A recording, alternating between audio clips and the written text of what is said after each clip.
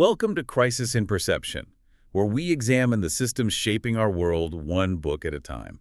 Today, we're diving into a figure who is, I think it's fair to say, one of the most invoked and most politically contested writers of the 20th century, George Orwell. Absolutely. Everybody claims him. His name is an adjective, a warning, a political weapon, all wrapped into one. He's become this huge symbol. And that very complexity, that contested legacy, is exactly why we need Christopher Hitchens' fierce and, frankly, brilliant 2002 defense, Why Orwell Matters. So what's Hitchens' starting point?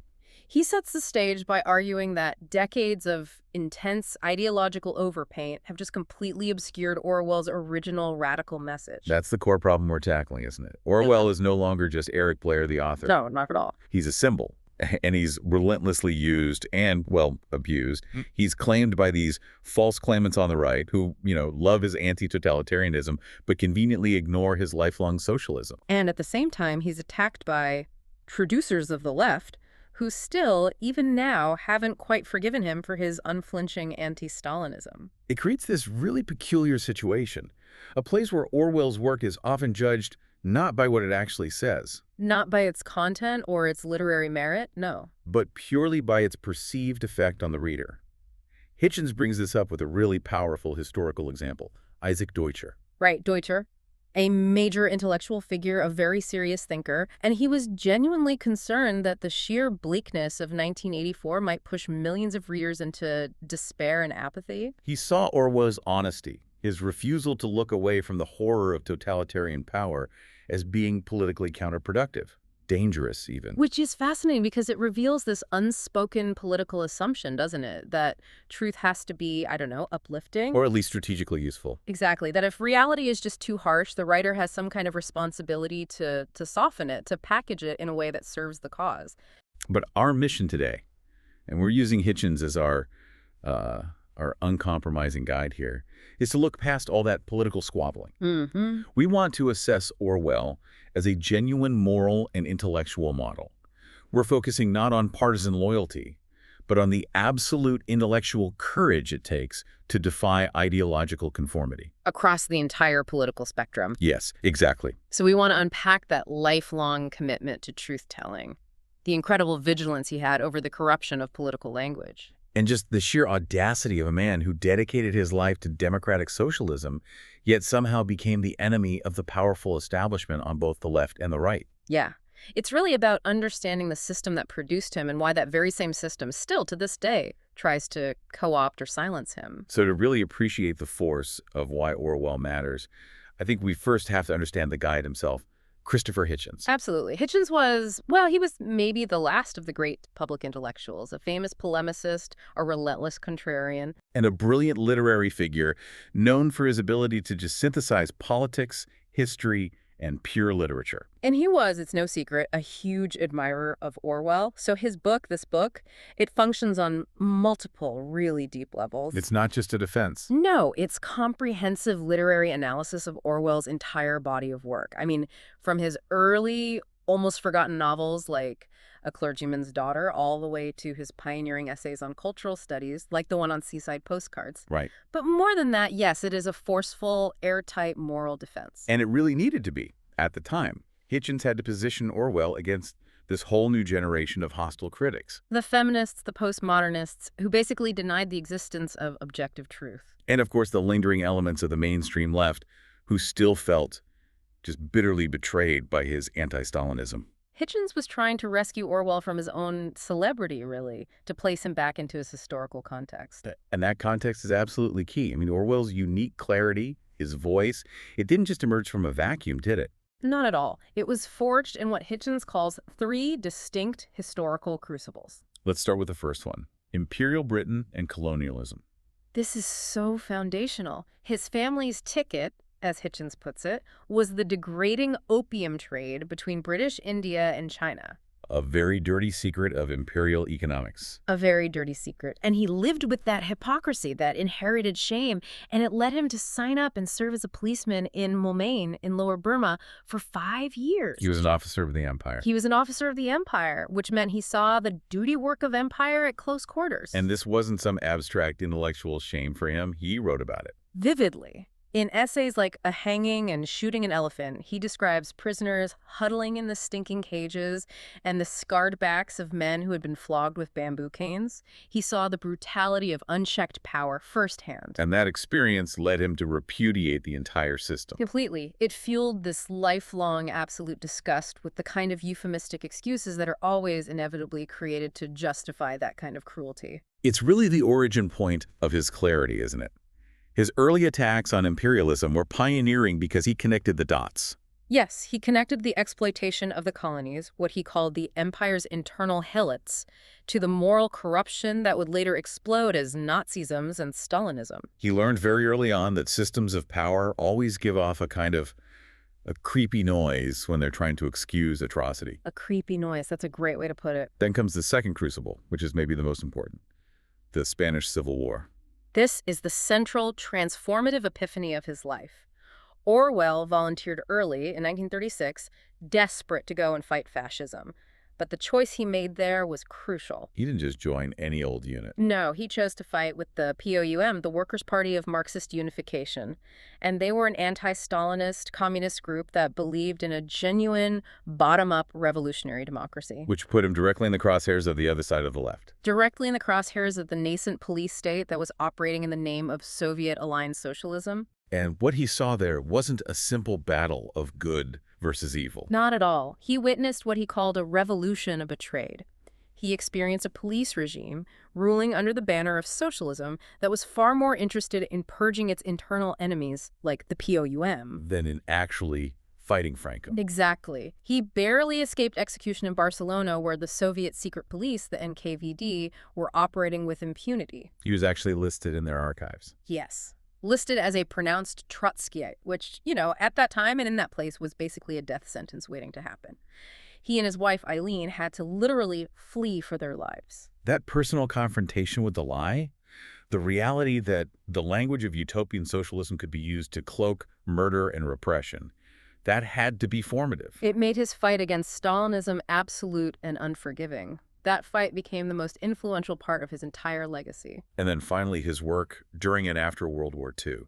That's where his dystopian fears really solidified. Yeah, he worked at the BBC, whose headquarters at Portland Place famously featured a Room 101. Which Hitchens argues became a direct structural and symbolic model for the Ministry of Truth. He was observing the sheer, tedious, bureaucratic machinery of state propaganda from the inside out. He was also keenly aware of the massive shifts in global power happening at that time. Incredibly aware. Hitchens points out a startling piece of intellectual history. Orwell is credited with coining the term Cold War in 1945. As early as that. As early as that.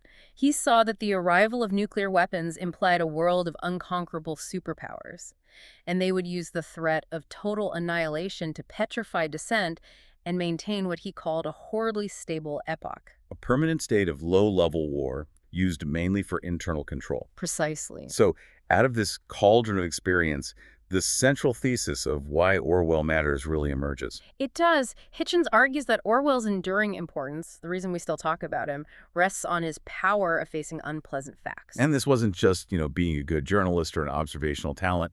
No, it was a principled moral rejection of ideological dishonesty. It didn't matter if that dishonesty came from fascism, from Stalinism, or, and this is the key part, from the self-deception that plagued his own side, the democratic left. That distinction is so crucial, and Hitchens really spends time on it. He contrasts Orwell with, a party functionary, a commissar. Right. That commissar might realize his 5-year plan is a disaster. He's facing an unpleasant fact. But his reaction is just evasion, to redouble his efforts to deny the truth he just saw. But Orwell was different. Orwell faced facts that put his own position or preference to the test.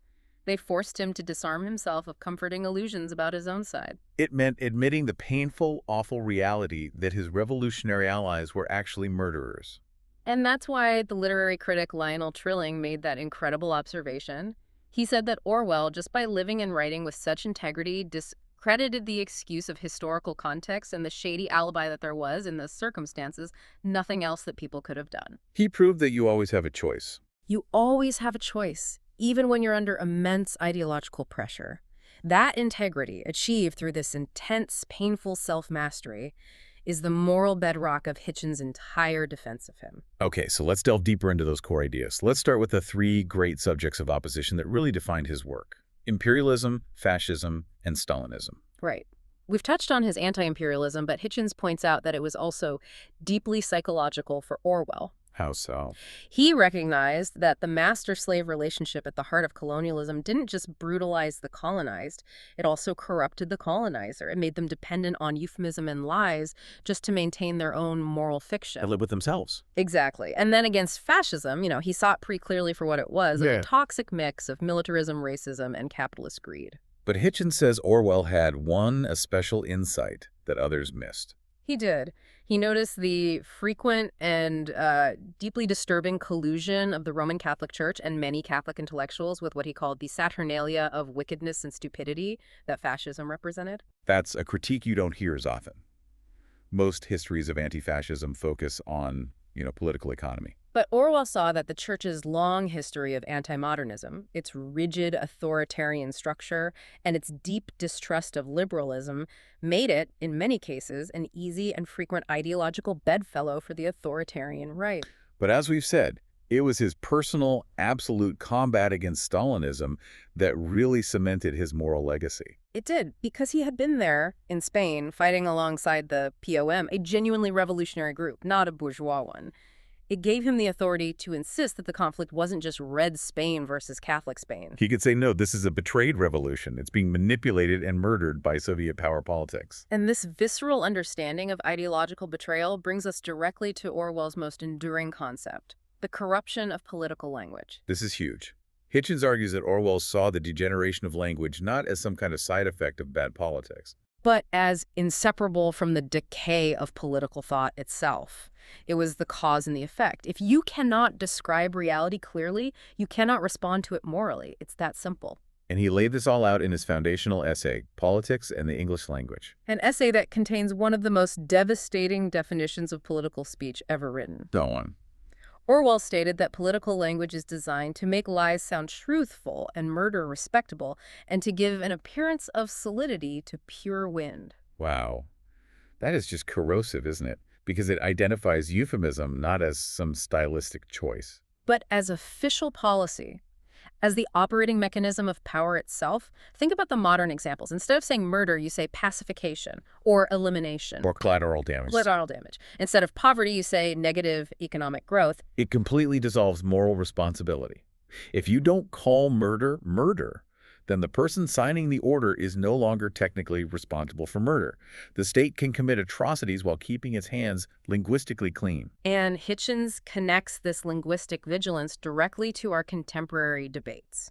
He points to the modern proliferation of psychobabble and that overly bureaucratic defensive language that's often mislabeled as political correctness. Orwell's concern was always about language as a common currency for verifiable truth. Exactly. And if that currency gets manipulated by specialized jargon or endless officialese, democracy just can't function, because ordinary people can no longer hold power to account. They can't even understand what's being said. Now, this relentless pursuit of clarity came at an immense personal and professional cost. It meant the rejection of tribal intellectual loyalty. He refused to dilute his opinions for the sake of political expediency, and that's why he became an enemy of the mainstream left. They were constantly accusing him of giving ammunition to the enemy. Simply for telling uncomfortable truths about Soviet communism. The animus against him was relentless. Hitchens dedicates a significant amount of space to just refuting the slanders that were manufactured about him. And the cheapest tactic was to attribute to Orwell the very prejudices he was actually criticizing in his own class. Yes. You're talking about the persistent myth that Orwell wrote, "The working classes smell." Right. Which is a complete distortion. A total distortion. He explicitly wrote in The Road to Wigan Pier that it was the middle-class belief, the inherited prejudice of his own class, that he was grappling with and trying to overcome. His foes just snipped the quote out of context and pinned the outlook on him. It's a perfect illustration of how ideological warfare works. You distort the truth about the critic to dismiss the criticism. And it highlights the systemic pressure on intellectuals then and now You must join the community. You have to express the correct solidarity, or you're cast out. You're a heretic. And this is why Hitchens pushes back so strongly against these major intellectual figures, Yeah. people like E.P. Thompson and even Salman Rushdie. Yeah, they charged that Orwell advocated for quietism or despair in his later work, especially in the essay Inside the Whale or in 1984. So how does Hitchens square that circle? How does he reconcile the unbelievable bleakness of the dystopia with the charge of quietism? He argues it's a fundamental confusion, bordering on intellectual negligence, actually. You can't mistake the author's voice for the defeated thoughts of a character like Winston Smith. That seems obvious when you say it. It should be. Orwell was an activist his entire life. He fought fascism, he exposed imperialism, he campaigned for a socialist Europe. He wrote that the quietest option, just submitting to events, was an intrinsically conservative and cowardly thing to do. So the sheer act of writing his anti-totalitarian novels was the exact opposite of quietism. It was an act of profound political intervention. The despair in 1984 isn't a prescription for how to feel. It's a stark, terrifying warning. It's showing the overwhelming odds stacked against the individual who dares not to conform. Which brings us, I think, to the source of his moral authority, his hard-won virtues of what Hitchens calls decency, clarity, and humanism. And the key words there are hard-won. Hitchens emphasizes that Orwell was not born a natural saint. He was Eric Blair, a fastidious public school boy with all the inherited prejudices of his class. Distrust of Jews, anti-intellectual leanings, and awkwardness with women. All of it. His journey was one of constant moral struggle. It was a conscious process of what Hitchens calls self-mastery. It was absolutely self-imposed discipline. Yes. His humanism was achieved by forcing himself to descend into the lower depths. He lived as a tramp, a dishwasher, documented in Down and Out in Paris and London. He wasn't doing this out of some religious piety. No, it was a fierce, pragmatic pursuit of honesty. He had to face the unpleasant facts about himself first, his own prejudices, his own privileges, in order to gain the moral authority to criticize the system. It's hard to imagine an intellectual today choosing that kind of life. His legendary austerity, living on a shockingly low budget, trying to grow his own food, it wasn't just a quirk. Hitchens argues that this lack of bourgeois comfort was absolutely essential. Because it gave him the moral standing to look at his contemporaries, the intellectuals living comfortably in London drawing rooms, and criticize them sharply when they used historical context as an alibi for their moral failure or their cowardice about Stalinism. His whole life was a demonstration that decency and honesty could be lived as a rigorous, non-religious moral discipline. He was constantly taking his own moral temperature, forcing himself to be better, cleaner, and clearer in his thought and his prose. Okay, so if Orwell had such moral clarity, why was he so hated and marginalized by the establishment of his day? To answer that, we really need to map the interlocking systems that punish truth. And that's a major focus of Hitchens' analysis. It is. Hitchens shows that the intellectual world Orwell inhabited was a system that was structurally designed to reward loyalty and conformity. And to actively weed out the dissident. Exactly. And we can look at the actors involved in this system. You had the states and parties, first and foremost, demanding immediate ideological synchronization. The British government's official silence on the Caton Forest massacre is just a classic, chilling example. For anyone who might not know the details, the Caton massacre was the murder of about 10,000 Polish officers by the Soviet secret police. And the British and American governments knew it was the Soviets, not the Nazis. They knew, but they maintained official silence throughout the war and for decades after, denying Soviet guilt until 1988, all for the strategic goal of not upsetting their wartime ally. Expediency over verifiable truth. The definition of it. And then you had the compliant intellectuals and media. Hitchens calls out the McSponde, Auden, Spender, Day-Lewis, McNeice, the famous left-leaning poets of the 1930s. Their political statements were so deeply entangled with the official Communist Party line that Hitchens notes their political poetry would not bear reprinting today. They were just too susceptible to the allure of power and ideological fashion. And you contrast that with Orwell. A stark contrast. Orwell, despite his poverty and his marginalization, could reprint every single book review, every letter, every essay he ever wrote without professional embarrassment. He never had to retract a principle.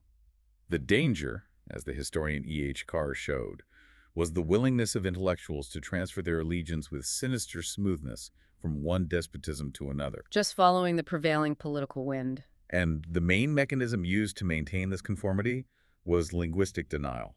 And this is where Hitchens' analysis of Raymond Williams is just so devastating. It's forensic. Williams, who is a widely revered founder of cultural studies, wrote a critique of homage to Catalonia Orwell's searing first-hand account of the Spanish Civil War. And Hitchens just dissects a single paragraph of Williams' critique. He calls it a bureaucratic masterpiece of understatement. Williams was writing about the Stalinist purge in Barcelona, a period of infighting, arrests, summary executions, murder, basically. And how did Williams use language to obscure that reality? He deliberately used soft, bureaucratic terms. So instead of reporting murder and police action, Williams used the term suppression. Which sounds so much cleaner. So much cleaner.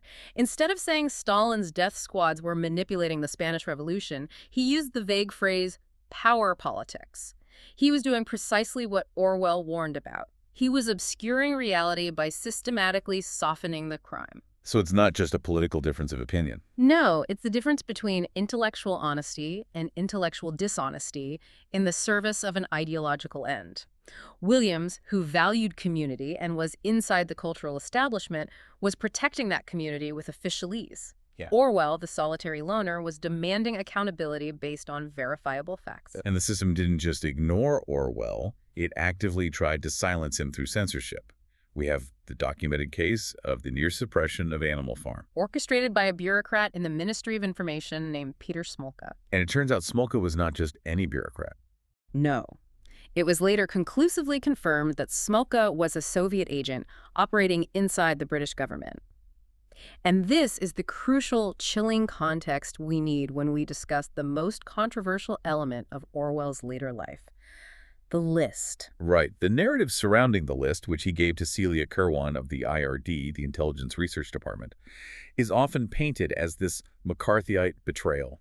That the great socialist Orwell turned into an anti-communist snitch. But Hitchens completely refutes this narrative. Right. He clarifies the system it was operating within. He does. First, the IRD was the British government's anti-communist external propaganda unit. It was focused on influencing foreign opinion, not on domestic surveillance. It's a key distinction. A huge distinction. Second, the list itself was a minor defensive outgrowth of Orwell's private parlor game, which he'd played for years with friends, where they would guess which of their intellectual acquaintances would sell out to a dictatorship in a crisis. So it was a kind of predictive moral exercise, not an official blacklist for the state. Precisely. And it was drawn up as a defensive measure against people like Smolka, who had already successfully delayed the publication of Animal Farm. Orwell was fighting for his survival as a writer. He's trying to prevent known Stalinists from worming their way into important propaganda jobs within democratic institutions. And thereby protecting the democratic left's reputation from being infiltrated and tarnished. And the small scale of it confirms this, doesn't it? Absolutely. Only 35 names were on it. Many were marked sympathizers only. And Hitchens notes that there is no evidence that anyone demonstrably suffered professionally because of this list. It was a moral attempt to clean our little corner of the airwaves, not some state-sponsored purge. It just perfectly illuminates the incentives at play. The whole intellectual ecosystem rewards conformity, the community loyalty of a Raymond Williams, with publication, acceptance, comfort. And it punished the vagrant exile intellectual like Orwell.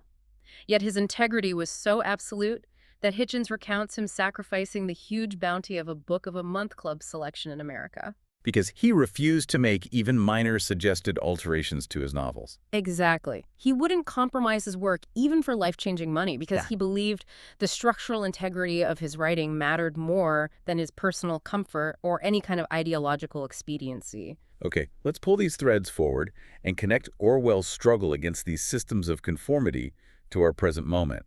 Because the patterns of ideological body snatching, as you call it, they continue relentlessly. Oh, they do. His relevance isn't historical, it's immediate. Just look at political tribalism today. We constantly see conservatives claiming Orwell, right, using 1984 to criticize big government or surveillance. Only to turn around and denounce him as a public school-educated socialist Eric Blair, the second his actual political views become inconvenient for them. It's pure doublethink in action. The classic example is the Cold War. Conservatives annex Orwell as a Cold Warrior, but Hitchens reminds us of Orwell's actual solution to Cold War bipolarity. Which was a socialist United States of Europe. Exactly. So when the neoconservative Norman Podhoretz tried to recruit Orwell posthumously to the cause of Reaganism, he had to use these deliberate, clumsy ellipses in his quotes to mask Orwell's deep commitment to democratic socialism. Orwell was fighting the Cold War precisely because he was a democratic socialist who understood that Stalinism was the total betrayal of socialist ideals, not its fulfillment. And his foresight regarding the modern managerial state is frankly unnerving. Hitchens details how Orwell drew heavily on James Burnham's 1941 book, The Managerial Revolution, for the structural vision of 1984. What was Burnham's idea? Burnham predicted that both capitalism and traditional socialism would collapse, and they'd be replaced by a new ruling class of unaccountable experts and technicians, the managers, the bureaucrats, the administrators. And Orwell feared that the atom bomb would accelerate this. Yes, that it implied a new, permanent caste of nuclear administrators, people whose power would come from the latent threat of their weaponry, effectively managing the world through a state of perpetual crisis. Which is a terrifyingly accurate prediction of the military-industrial complex and the rise of these unaccountable technocracies we see today, whether in finance, defense, or big tech. Run by experts whose specialized language is specifically designed to exclude public scrutiny. Orwell's key insight, though, was that totalitarian states, while terrifying, were also ultimately brittle, weaker than their own propaganda suggested. Exactly, because repressing the intelligentsia and silencing public opinion eventually leads to spectacular blunders. But the existence of the atom bomb changed that equation. It created a powerful caste that could exert global control without necessarily achieving internal efficiency. And we don't have to look far to see the ultimate realization of this vision of total information control. Hitchens points directly to North Korea. He calls it the prototype Stalinist state. And he notes that reporters who cover it, they find only one word adequate to describe the reality on the ground. Orwellian. The details are just chillingly specific. They echo the nightmare architecture of the Ministry of Truth. The necrocracy ruled by the dead Kim Il-sung. The requirement of compulsory lapel buttons showing perpetual devotion. The constant, pervasive blasting of false news. The systemic obliteration of individual dignity. It's all there. What's also fascinating is how immediately relevant his allegories remain, even in what you might call micro-dystopias. Hitchens cites the serialization of Animal Farm in Zimbabwe's Daily News back in 2001. And the illustrator drew the pig Napoleon wearing Robert Mugabe's spectacles. And it was an instant success. Instantly successful, because the message that systems betray revolutions, that the pigs will inevitably become indistinguishable from the men, was immediate and pertinent to every single reader. It shows his allegories aren't historical relics. They are instruments for measuring betrayal across systems and continents. Finally, his insistence on linguistic clarity puts him squarely in the contemporary battle for objective truth, especially against certain strains of postmodernism that deny verifiable reality. Hitchens places Orwell directly in the context of the Sokal hoax debates of the 1990s. Where the physicist Alan Sokal submitted a deliberately nonsensical paper filled with postmodern jargon to a respected academic journal. To prove that some academic fields were prioritizing political correctness and obscurantist language over clarity and evidence, and they published it. So while some academics argued that linguistic transparency was a bourgeois construct, Orwell stood firm. He stood for the idea that a common, clear language with accepted rules is absolutely indispensable for a functioning democracy. He despised jargon, the pure wind, precisely because it obfuscated meaning and allowed the system to operate unchecked. Orwell's wager, as Hitchens frames it, was simple and profound. It was that the profane were well able to understand the language of the temple and thus to penetrate the supposed secrets of authority. In other words, the power lies in plain speech that means what it says. Speech that is subject to refutation by verifiable fact, that allows the ordinary person, the profane, to detect the lie being spun by authority and to hold them to account. So to tie this back to our broader crisis in perception themes, what Hitchens really shows us is that Orwell framed truth not as a political advantage, but as a moral discipline. Yes. His core conviction was that views do not really count, that it matters not what you think, but how you think. He demonstrated that qualities we often associate with religious observance, decency, honesty, integrity could be lived without any piety or religious belief. Relying instead on a kind of instinctual humanism. You see this powerful, spontaneous moral clarity even in his earlier novels. I'm thinking of the character Gordon Comstock in Keep the Aspidistra Flying. Right. Comstock is otherwise chaotic, resentful, a total failure. And yet he experiences this sudden, profound revulsion at the idea of abortion. Yeah. It's an instinctual moral truth that just cuts through his otherwise deeply compromised life. And for Orwell, that integrity always starts with language. Language is always the first victim of political corruption. Totalitarian systems have to abolish common, understandable measurements, the physical, familiar things like the pint, the mile, the names of streets. They do it to alienate people from their own reality. If you can't describe your daily life simply and accurately, you can't resist the party's narratives about abundance or success. And Orwell was so far ahead of his time on this. He was anticipating cultural studies by recognizing how demotic language and popular culture could be manipulated by press barons. Creating the soft porn for the proles described in 1984 Entertainment, designed specifically as a distraction to keep the masses apathetic and politically neutralized. And so we come back to those systemic pressures. The entire political and intellectual world was structured to reward loyalty, community, and comfort. And it punished the solitary loner, the dissident intellectual like Orwell. It led to the rejection of his books and the vilification of his political views. But the ultimate vindication of Orwell's lonely struggle, it didn't come from the establishment. No, it came from the people who actually lived under the lie. The persecuted oppositionists, figures like Czesław Milosz in Poland and Václav Havel in Czechoslovakia. And the working class rebels. The East Berlin workers in 1953, the Polish shipyard workers in the 80s. They all recognized Orwell's work as a profound, usable truth. And this proves Hitchens' ultimate point.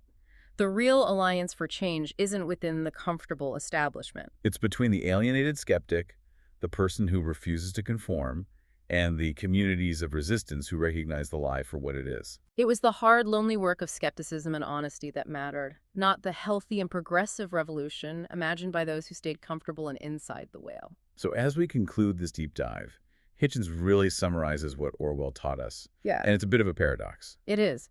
He taught us that the will to command is not as politically or morally corrupting as the will to obey. The far greater danger lies in self-deception, in embracing amoralism. So 1984, in this reading, is not a prophecy of doom. It's an apotheosis of the power of facing. It's a steady, unflinching look into the void, showing us how deadly the will to obey really is. Winston Smith's final betrayal in Room 101, when he screams for Julia to be tortured instead of him, it demonstrates that the odds are overwhelmingly against the isolated individual. But the resistance lies in delaying that final, personal surrender for as long as you possibly can. So why is facing these unpleasant facts so politically dangerous?